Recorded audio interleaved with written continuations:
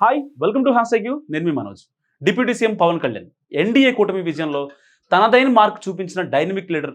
కూటమి ఏర్పాటు దగ్గర నుంచి కూడా విజయం సాధించిన వరకు జనసేనాని కృషి అడుగడుగునా కనిపిస్తుంది. సో ఆయన వ్యక్తిత్వం కూడా విలక్షణంగానే ఉంటుంది. తనపై అమితంగా ప్రభావం చూపించే మహనీయుల గురించి పదే పదే ప్రస్తావిస్తూ ఉంటారు జనసేనాని.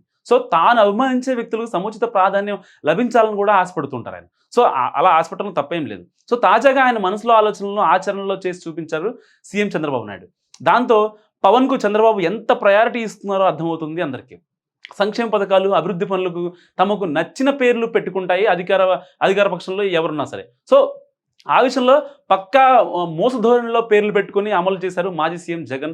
మొదట్లో తన తండ్రి వైఎస్ పేరుతో పథకాలు నిర్వహించిన జగన్ ఏళ్లు గడిచే కొద్దీ దివంగత నేతకు ప్రాధాన్యత తగ్గించి తన పేర్లతోనే పథకాలు కూడా అమలు చేశారు. గత 5 ఏళ్లలో అందరూ చూసాం. సో టీడీపీ కాంగ్రెస్ హయాంలో ప్రారంభించిన పథకాలను తానే ప్రారంభించినట్లు పేర్లు మార్చి అమలు చేసిన జగన్ దాదాపు అన్నిటికీ జగనన్న అంటూ కూడా తన జపం తానే చేస్తున్నారు.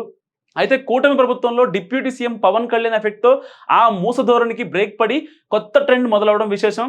గోదావరి జిల్లాలకు చెందిన నిత్యాన్నదాత అపర అన్నపూర్ణగా ప్రసిద్ధి చెందిన వ్యక్తి డొక్కా సీతమ్మను పవన్ కళ్యాణ్ తరచూ ప్రస్తావిస్తూ ఉంటారు.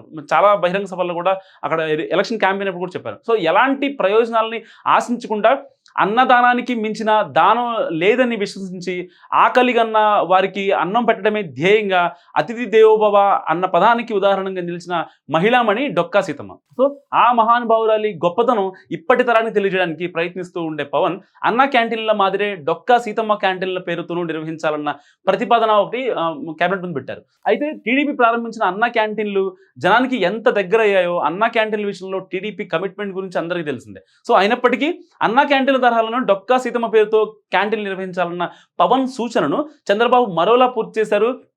తాజాగా డొక్కా సీతమ్మ పేరును ప్రభుత్వం నిర్వహించే కీలక పథకానికి పెట్టి పవన్కు కూటమిలో ఎంత ప్రయారిటీ ఉందో చెప్పకనే చెప్పారు సీఎం చంద్రబాబు.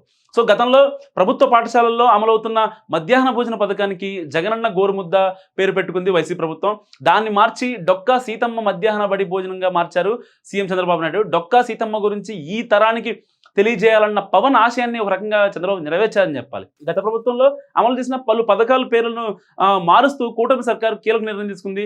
జగనన్న అమ్మఒడి పేరుకు తల్లికి వందనం అని మార్చారు. జగనన్న విద్యా కానుక పథకాన్ని సర్వేపల్లి రాధాకృష్ణన్ విద్యార్థి మిత్రగా, జగనన్న గోరుముద్ద కార్యక్రమాన్ని డొక్కా సీతమ్మ మధ్యాహ్న బడి భోజనంగా, జగనన్న ఆణిముత్యాల కార్యక్రమాన్ని అబ్దుల్ కలాం ప్రతిభా పురస్కారంగా మారుస్తూ విద్యాశాఖ మంత్రి లోకేష్ ఉత్తర్వులు జారీ చేశారు. దాంతో ముఖ్యమంత్రి చంద్రబాబు నాయుడుకి ఉప ముఖ్యమంత్రి పవన్ కళ్యాణ్ థ్యాంక్స్ చెప్పారు కూడా.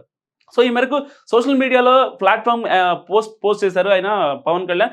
సో అయితే ఒక రకంగా చెప్పాలంటే పవన్ కళ్యాణ్ తీసుకున్న నిర్ణయానికి, ఆయన సూచనప్రాయంగా చేసిన ఆయన అభిప్రాయానికి డిప్యూటీ సీఎం అనే కాకుండా చంద్రబాబు నాయుడు ఎంత ప్రయారిటీ ఇస్తున్నారో అందరికీ తెలిసిందే. నిజంగా ఒక రకంగా ఇక్కడ వస్తున్న ప్రశ్న ఏంటంటే పవన్ కళ్యాణ్ ఆశయాలకు అంత ప్రాధాన్యత ఇస్తున్నారు కాబట్టి ఇక్కడ లోకేష్ నిర్ణయాలకు కూడా త్వరలో ఎప్పుడన్నా లోకేష్ ఒకవేళ విప్లవాత్మక నిర్ణయాలు తీసుకుంటే వాటికి కూడా చంద్రబాబు నాయుడు ఒక సీఎంగా ప్రయారిటీ ఇస్తారా, లేకపోతే తగ్గించే ప్రయత్నం చేస్తారా అనేది ఇక్కడ టాపిక్ నడుస్తుంది. సో ఈ నిర్ణయంపై మీరే అనుకుంటారు మా కామెంట్ రూమ్లో తెలియజేయండి. చూస్తూనే ఉండండి హ్యాష్ ట్యాగ్ యూ.